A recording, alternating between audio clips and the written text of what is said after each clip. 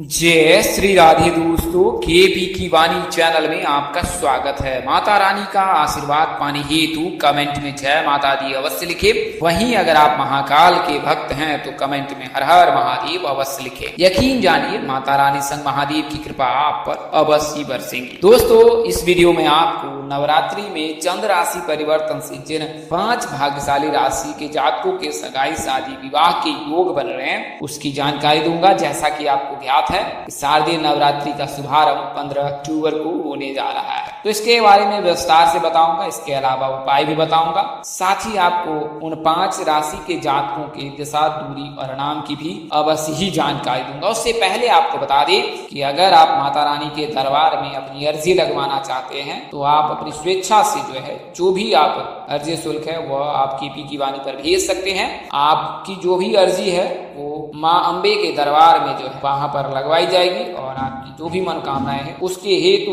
वो अर्जी लगवाई जाएगी। तो आप केपी की वाणी से संपर्क कर सकते हैं माता के दरबार में अर्जी लगाने के लिए, और जो भी आपकी मनोकामनाएं हैं माँ शक्तिपीठ की कृपा से अवश्य ही पूर्ण हो जाएंगे, तो आप संपर्क कर सकते हैं। वहीं ऐसे जातक जिनके विवाह में बाधा आ रही है, बात तय नहीं हो पा रही है, शादी में किसी न किसी वजह से व्यवधान आ रहा है, तो अब आप केपी की वाणी से संपर्क कर सकते हैं और विवाह, सगाई और शादी से संबंधित सभी प्रकार की जानकारी आप कुंडली बनवा कर प्राप्त कर सकते हैं। तो इसके लिए आप हमारा संपर्क नंबर 8521835670 है, इस नंबर पर संपर्क कर सकते हैं। 8521835670। तो इस नंबर पर आप फोन के जरिए, मैसेज के जरिए, सामान्य संदेश के जरिए संपर्क कर सकते हैं। वहीं आपको बता दें कि अगर आप केपी की वाणी से कुंडली विश्लेषण कराते हैं तो आपको क्या क्या जानकारी प्राप्त हो पाई। तो इसमें आपको आप शादी कब होगी, कहाँ होगी, कैसे होगी, किससे होगी, किस दिशा में होगी, कितनी दूरी पर होगी, किस नाम से होगी, किस राशि से करनी चाहिए, जीवन साथी का रंग, रूप, स्वरूप, स्वभाव और उनका करियर कैसा होगा, आपका करियर कैसा होगा। अगर आप लव मैरिज करना चाहते हैं तो माता पिता की सहमति मिलेगी कि नहीं मिलेगी, ससुराल में घर द्वार कैसा रहेगा, सास ससुर का स्वभाव कैसा रहेगा, पति कितना पढ़ा लिखा होगा, पत्नी कितनी पढ़ी लिखी होगी, ये तमाम तरह की जानकारी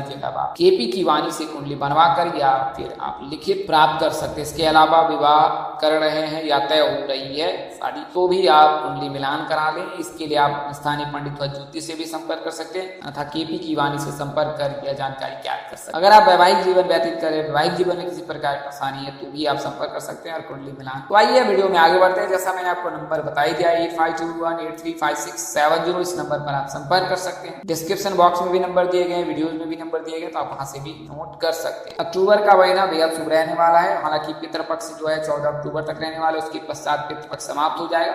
वर्तमान महीने में यानी कि वर्तमान माह में 29 सितंबर से पितृपक्ष प्रारंभ होगा और फिर 15 दिनों तक पितृपक्ष चलेगा और पितृपक्ष समापन के पश्चात अश्विन नवरात्रि का शुभारंभ होगा। अश्विनी नवरात्रि फिर 15 अक्टूबर से प्रारंभ होगा और 24 अक्टूबर तक रहने वाला है नवरात्रि। तो इस दौरान जातक के शादी के विवाह की योग अवश्य बनेंगे। तो आपको बता दें कल स्थापना का समय 15 अक्टूबर सुबह प्रातःकाल 8:11 से लेकर 10:11 तक है और फिर दोपहर 11 बजे से लेकर 11:21 तक है। तो इस दौरान आप कल स्थापना कर सकते हैं। नवरात्रि के दिन से हेतु नववर्ष प्रारंभ भी होता है। इस दिन सर्वार्थ सिद्ध योग भी बन रहा है। इस दिन जो वार होता है उसका स्वामी वर्ष का राजा होता है। तो इस दिन माँ शारदीय नवरात्रि का शुभारंभ होगा और माँ जगत जननी आदि शक्ति माँ दुर्गा वो पृथ्वी पर आएंगे और इससे सभी प्रकार के शुभ प्रभाव देखने को मिलेगा। वातावरण भक्तिमय हो जाता है। माँ के आगमन से सभी भक्त माता की सेवा में लग जाते हैं। तो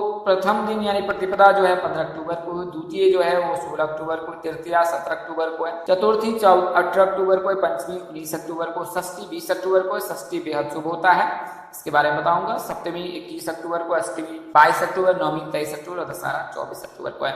तो प्रथम दिन माँ ब्रह्मचारिणी की पूजा होगी। दूसरे दिन माँ चंद्रघंटा की पूजा होगी। तीसरे दिन माँ कृष्ण मुंडा की पूजा होगी। चौथे दिन माँ स्कंद माता, पांचवें दिन माँ स्कंद माता की पूजा होगी। छठे दिन माँ कात्यायनी की पूजा होती है। सातवें दिन माँ कालरात्रि की पूजा होती है। आठवें दिन माँ सिद्धिदात्री की पूजा होती है। वही 9वें दिन माँ महागौरी की पूजा की जाती है। हालांकि इसमें थोड़ा सा अंतर है। 8वें दिन ही माँ महागौरी की पूजा की जाती है, जबकि 9वें दिन सिद्धिदात्री माता की पूजा की जाती है। कात्यायनी माँ की पूजा करने से जातक के विवाह के प्रबल योग बनते हैं और कात्यायनी माँ की पूजा षष्ठी के दिन किया जाता है। और इस दिन से ही अगर आप शीघ्र विवाह के इच्छुक हैं तो फिर माँ कात्यायनी की जो पूजा है वो षष्ठी के दिन करें और इसके बाद लगातार 40 दिनों पर माँ कात्यायनी की पूजा करें। और इस दौरान आपके कन्या सूत्र में बंधने के प्रबल योग बनेंगे। तो माँ कात्यायनी की पूजा अवश्य करें। उस दौरान जो है आप निम्न मंत्रों का भी जाप कर सकते हैं। इसके अलावा अगर आप विधि जानना चाहते हैं प्लेलिस्ट पर जाएं और अपने राशि अनुसार से वीडियो देख सकते हैं। साल 2000 जो नवरात्रि गुजरी है चैत नवरात्रि, उसमें भी जो है कात्यायनी माँ की जो है पूजा विधि बताई गई है। इसके अलावा ये विशेष वीडियो भी बनाए गए हैं, तो आप प्लेलिस्ट पर जाकर अपने अनुसार से वीडियो देख सकते हैं और यह जानकारी प्राप्त कर सकते हैं कि विधि क्या है। इसके अलावा जो है आप संक्षेप में बता दूं कि उस दिन जो स्नान ध्यान करने के पश्चात जो ब्रह्म बेला में उठे और पश्चात जो है माँ जगदजननी आदि शक्ति है उन्हें प्रणाम करें और दिन की शुरुआत करें। गंगा जल पानी में मिलाकर जो स्नान करें और उसके पश्चात आचमन कर अपने आप को शुद्ध कर लें और फिर जो है आप श्वेत वस्त्र न धारण करें बल्कि जो है लाल रंग या पीले रंग का वस्त्र धारण कर लें और फिर माँ कात्यायनी की पूजा उपासना करें। इसके लिए जो है पूजा गृह में एक चौकी पर जो है लाल रंग के जो वस्त्र बिछाकर, जो नवीन वस्त्र हो और नवीन वस्त्र जो सिला हुआ ना हो, उस वस्त्र को बिछाकर जो है उस पर जो है माँ कात्यायनी की प्रतिमा या छवि जो है उस तस्वीर जो है वहां पर स्थापित करें और फिर जो है विधि विधान से माँ कात्यायनी की पूजा करें। इन्हें लाल रंग अति प्रिय है तो लाल रंग में अर्पित कर सकते हैं। वहीं भोग में इन्हें शहद अवश्य अर्पित करें क्योंकि माँ कात्यायनी को भोग में शहद बहुत प्रिय है, तो आप शहद उन्हें अर्पित कर सकते हैं। इसके बारे में विधि भी बताऊंगा, पहले मैं आपको मंत्र बता देता हूँ। तो ओम सृष्टिकर्ता मम विवाह कुरु कुरु स्वाहा, इस मंत्र का भी जाप कर सकते हैं। आप व्हाट्सएप के जरिए भी इस मंत्र को मंगा सकते हैं। ओम श्री वरप्रदाय श्री नमः क्रीम कृष्णाय गोविंदाय गोपी जन वल्लभाय स्वाहा, इस मंत्र का भी जाप कर सकते हैं। इसके अलावा गुरु को मजबूत करने के लिए ओम ग्राम ग्रीम ग्रौम सह गुरुवे नमः, इस मंत्र का भी जाप कर सकते हैं। वहीं ओम कात्यायनी महामाई महायोगीश्वरी नंद गोपसुतम देवी पतेवी कृतये नमः, इस मंत्र का जाप आप कम से कम 21 बार करें। वहीं नवरात्रि के दिनों में जो कम से कम एक माला जाप अवश्य करें। ओम कात्यायनी महामाई महायोगीश्वरी नंद गोपसुतम देवी पतेवी कृतये नमः, इस मंत्र का जाप कम से कम एक माला जाप उस दिन अवश्य करें षष्ठी की तिथि को। तो उस दिन जो अगर आप करते हैं तो फिर शीघ्र विवाह के योग बनेंगे। नवरात्रि में भी योग बन सकते। वहीं आपको विधि बता देता हूँ कि किस तरह से करना है। तो आपको करना क्या है, माँ कात्यायनी को भोग में शहद लगाना है, शहद अर्पित करना है। इसके अलावा जो है उन्हें लाल रंग के फूल बहुत प्रिय हैं, तो आप लाल रंग के फूल जो है उन्हें अर्पित कर सकते हैं। यदि आप कोई कार्य शुभारंभ करना चाह रहे हैं तो उसमें भी सफलता प्राप्ति है तो माँ कात्यायनी की पूजा कर सकते हैं। उनकी पूजा उपासना करने की वजह सिद्धि प्राप्त होती है क्योंकि ये सिद्धियों की ही देवी हैं। तो इसके अलावा जो है आपको पूजा विधि बता दूं तो उस दिन प्रातः काल उठ जाएं, पूजा का संकल्प ले, माँ जगतजननी माँ जो दुर्गा है उन्हें प्रणाम करें और फिर उसके बाद माँ कात्यायनी को स्मरण करके गंगा जल युक्त पानी से स्नान करें। फिर इस लाल गुलाब का फूल या लाल फूल, अक्षत, धूप, दीप, गंध, नैवेद्य आदि अर्पित करें। इस दौरान उनके मंत्रों का आप जाप करें। फिर उन्हें शहद का भोग लगाएं। इसके पश्चात दुर्गा चालीसा, माँ कात्यायनी की कथा आदि का पाठ करें, मंत्र जाप करें, स्तोत्र करें। इसके अलावा जो है फिर माँ कात्यायनी के जो 108 नामों का भी जाप कर सकते हैं। वहीं अंत में जो घी के दीपक से जो है माँ कात्यायनी की आरती करें और माँ कात्यायनी की आरती करने के पश्चात पूजा सफल होता है। तो लगातार 40 दिनों तक अवश्य ही करें। आइए अब मैं आपको उन राशियों के बारे में और चंद्र राशि परिवर्तन के बारे में बता। तो जैसा कि आपको मैंने कई वीडियो में बताया, इस वीडियो में बताता हूँ कि जो चंद्रमा जब राशि परिवर्तन करता है तो 2.25 दिनों तक एक राशि में रहते हैं और फिर दूसरी राशि में गोचर कर जाते हैं। तो 9 दिनों में यानी कि 9 दिनों में नवरात्रि के 9 दिनों 15 से लेकर 24 तक जो है चंद्रमा जिन जिन राशियों में रहेंगे उस दौरान उन राशि के जातकों के लिए रिश्ते आ सकते हैं, सगाई शादी कार्यक्रम तय हो सकते हैं। सगाई और शादी जो है वो पंजाब समुदाय के लोगों में होती है क्योंकि वहां पर नवरात्रि के 9 दिनों में जो है बिना किसी ज्योतिषीय सलाह के भी जो है वो परिणय सूत्र में बनते हैं। उनका ऐसा मानना होता है कि अगर नवरात्रि के 9 दिनों में कोई भी शुभ कार्य किए जा सकते हैं। अशुभ प्रभाव जो है शुभ कार्य है, अशुभ काल जो है उस दिन नहीं लगता है। अगर कोई भी अशुभ मुहूर्त है उस समय में भी माँ दुर्गा की कृपा से जो है वो शुभ कार्य किए जा सकते हैं और वह निष्क्रिय हो जाता है अशुभ काल। तो नवरात्रि के 9 दिनों में जो है वो पंजाब में है, हरियाणा के कुछ हिस्सों में, इसके अलावा हिमाचल प्रदेश और जम्मू कश्मीर के क्षेत्रों में जो है विवाह कार्यक्रम किए जाते हैं। कुल मिलाकर कहे तो सिख संप्रदाय के जो लोग हैं, जो सिख संप्रदाय के अनुयायी हैं, वो जो है इन चीजों को मानते हैं, नवरात्रि के दिनों में ये चीज करते हैं। इसके अलावा सनातन धर्म में भी जो है नवरात्रि को शुभ माना जाता है। इस दौरान कोई भी शुभ कार्य कर सकते हैं, शुभ कार्य का शुभारंभ कर सकते हैं। वहीं इस दौरान सगाई तो निश्चित ही हो सकती है। अगर विवाह नहीं हो सकता है क्योंकि चतुर्मास में विवाह कार्यक्रम नहीं किए जाते हैं तो सगाई के कार्यक्रम संपन्न हो सकते हैं। तो इस दौरान जो है रिश्ते आ सकता है, रिश्ते तय हो सकता है और सगाई भी। तो आपको बता दें 15 अक्टूबर को जो है प्रातःकाल 5:21 पर जो है वो चंद्रमा तुला राशि में प्रवेश करेंगे। 2.25 दिनों तक तुला राशि में रहेंगे। इस दौरान तुला राशि के जातकों के लिए तो फल प्राप्त हो सकता है। इसके अलावा 2.25 दिनों के बाद वो वृश्चिक राशि में प्रवेश कर जाएंगे और 2.25 दिनों तक रहेंगे वृश्चिक राशि में। 17 अक्टूबर को 2:19 में प्रवेश करेंगे और फिर 2.25 दिन रहने के बाद जो है धनु राशि में प्रवेश करेंगे 19 अक्टूबर को संध्या काल 9:03 पर जो है प्रवेश करेंगे और 2.25 दिनों तक फिर धनु राशि में ही रहेंगे और फिर इसके बाद जो है निकल कर मकर राशि में प्रवेश कर जाएंगे कैप्रिकॉर्न में और ये 22 अक्टूबर को प्रवेश करेंगे 1:38 देर रात में और फिर 2.25 दिनों तक 24 अक्टूबर को प्रातः काल 4:22 पर ये फिर कुंभ राशि में प्रवेश कर जाएंगे। तो वर्तमान समय में शनि वक्री चल रहे हैं तो मकर राशि कुंभ राशि के जातकों के लिए ऐसे योग नहीं है, लेकिन जो पंजाब समुदाय के लोग हैं वहां के लोगों के लिए पूरी तरह से सक्रिय लागू होता है कि उनके उन दिनों में रिश्ते तय होने के विवाह होने के प्रबल योग है। तो आपको मैंने राशि के बारे में बता दिया कि राशियों में राशि परिवर्तन कर रहे हैं चंद्र राशि। अब मैं आपको बता दूं चंद्रमा को कैसे मजबूत किया जा सकता है। चंद्रमा जब मजबूत रहता है कुंडली में तो व्यक्ति को मनचाहा जीवन साथी मिलता है और वहीं चंद्रमा को मजबूत करने के लिए आपने जो है भगवान शिव की पूजा करें, भगवान शिव को जो है कच्चे दूध से जो है अभिषेक करें। इसके अलावा आप विधि विधान से जो है भगवान शिव की पूजा उपासना कर सकते हैं। हर सोमवार के दिन जो है आप सफेद चीजों का दान करें, इससे भी चंद्रमा मजबूत होता है, शुक्र भी मजबूत होता है। तो आप इन उपायों को कर सकती हैं। इसके अलावा चंद्रमा को जो है अगर आपके पास विशेष समय रहता है, ज्यादा समय रहता है, तो आप संध्या काल में जो है जल में सफेद फूल डालकर चंद्रमा को अर्घ दें। तो ऐसा करने से जो है चंद्रमा मजबूत होता है। तो चंद्रमा को मजबूत करने से जो है कई प्रकार के फायदे होते हैं। जो मानसिक तनाव है, मन का कारक चंद्रमा होता है। अगर चंद्रमा कमजोर है तो फिर आपको मानसिक तनाव रहेगी, यानी कि आप तनावग्रस्त रहेंगे। इसके अलावा माता जी की सेहत भी अच्छी नहीं रहेगी, उनके साथ भी मतभेद रहेगा। इसके अलावा माता जी बीमार भी रह सकती हैं। तो ऐसा चंद्रमा के मजबूत न रहने से होता है। तो चंद्रमा को मजबूत करना अनिवार्य होता है। चंद्रोष लगने पर जो है व्यक्ति मानसिक रूप से तनावग्रस्त हो जाता है। तो इसके लिए आप जो है शिव जी की पूजा उपासना करें, उनके शरण चरण में रहे, चंद्रदेव की पूजा उपासना करें तो आपको अवश्य फायदा प्राप्त होगा।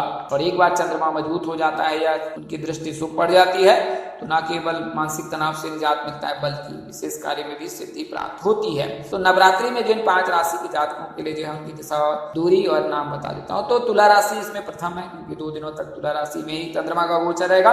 तो इस दौरान तुला राशि के जातकों के लिए शुभ योग बनेगा। अगर आप तुला राशि के जातक हैं तो आपका नाम हार से होगा। अगर आपकी आयु 20 वर्ष से लेकर 31 वर्ष के मध्य है तो किसी प्रकार का कोई दोष नहीं लगा, विवाह के प्रबल योग है। आपको करना क्या है, ये हर मंगलवार के दिन गरीबों के बीच मीठी चीजों का आपको दान करना है। वहीं दक्षिण दिशा आपके लिए शुभ है। बात करें नाम अक्षर की तो एस नाम के जातक, जी नाम के जातक, एम नाम के जातक, इनमें से किसी एक जातक के साथ कन्या सूत्र में बंधने के योग बन रहे हैं। इसके अलावा जो वृश्चिक राशि अगली राशि है इसमें 2.25 दिनों तक रहेंगे चंद्रमा, वो 17 तारीख को प्रवेश करेंगे।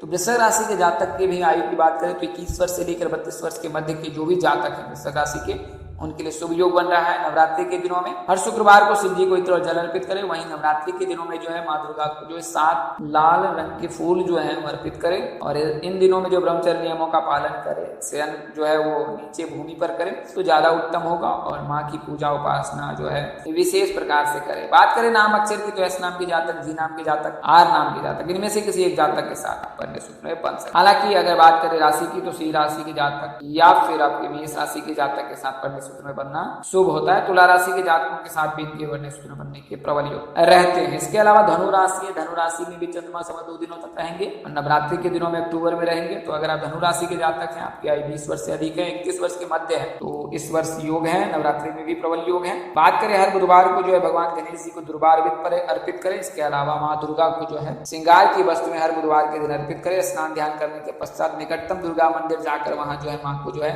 श्रृंगार की वस्तु में जो है आप उन्हें अर्पित करें। और अगर आप इस उपाय को करते हैं तो यकीन जानिए कि आपको माँ कात्यायनी की कृपा आप पर अवश्य बरसेगी, उनकी कृपा से आपकी शादी अवश्य ही तय हो जाएंगी। उत्तर पूर्व दिशा में विवाह के प्रबल योग बन रहे हैं अगर आप धनु राशि के जातक हैं। इसके अलावा मकर राशि और कन्या कुंभ राशि दोनों के राशि स्वामी जो है शनिदेव आराध्य भगवान शिव जी हैं। इनके दोनों के जो है शादी जो है दक्षिण और पश्चिम दिशा में होने के प्रबल योग है। चंद्रमा के राशि परिवर्तन से मकर राशि के जातकों के लिए शुभ योग बन रहा है। अगर आप जे नाम के जातक हैं और अगर आप पंजाब या उनके आसपास के क्षेत्रों के हैं तो फिर आपके विवाह के 100% है कि नवरात्रि में आपकी शादी निश्चित ही हो जाएगी। शुक्र विवाह के लिए जो है शुक्ल पक्ष में चंद्रमा को जल में सफेद फूल डालकर अर्पित करें, अर्घ दें, तो इससे शिव विवाह के योग बनेंगे। बात करें नाम के अक्षर के तो एच नाम के जातक, वाई नाम के जातक के साथ पढ़ने शुक्ल बनने के प्रबल योग है। वहीं कुंभ और मीन राशि से अगर विवाह हो तो ज्यादा उत्तम होगा। अंतिम राशि कुंभ राशि, जैसे मैंने दिशा दूरी बताई दी है। बात करें जन्मदिन की तो अगर जन्मदिन से देखते हैं तो 22 वर्ष से लेकर 29 वर्ष के मध्य और मकर राशि के 21 वर्ष से लेकर 30 वर्ष के मध्य जातक के शादी के योग बनते हैं। हैं। माँ दुर्गा की पूजा उपासना के आदि शक्ति जो है अर्धनारीश्वर जो है शिव जी, वो आपके आराध्य हैं। तो आप अगर जगत जननी आदि शक्ति माँ दुर्गा की पूजा उपासना करते हैं तो यकीनन आपको अवश्य फायदा होगा। इसके अलावा अभी 4 नवंबर के पश्चात जो है जब शनि मार्गी हो जाएंगे तो आपके लिए शुभ फल अवश्य ही देंगे। बात करें नाम अक्षर की तो PRA नाम के जातक के साथ या APR नाम के जातक के साथ शुक्र बनने के प्रबल योग बन रहे हैं, दिशा पश्चिम हो सकती है। वहीं बात करें राशि की तो मिथुन राशि के जातक इनके लिए ज्यादा ही श्रेष्ठ होते हैं। तो आज के लिए इतना ही, अगले वीडियो में फिर मिलेंगे, तब तक के लिए मुझे इजाजत दें। आप जहां रहें मस्त रहें, स्वस्थ रहें, व्यस्त रहें। माता रानी की असीम कृपा पर बरसती रहे। परम पिता परमेश्वर आपको सद्बुद्धि, सद्मार्ग और आगे बढ़ने की शक्ति दी। नमस्कार, जय श्री राम दोस्तों, जय श्री कृष्णा, जय माता।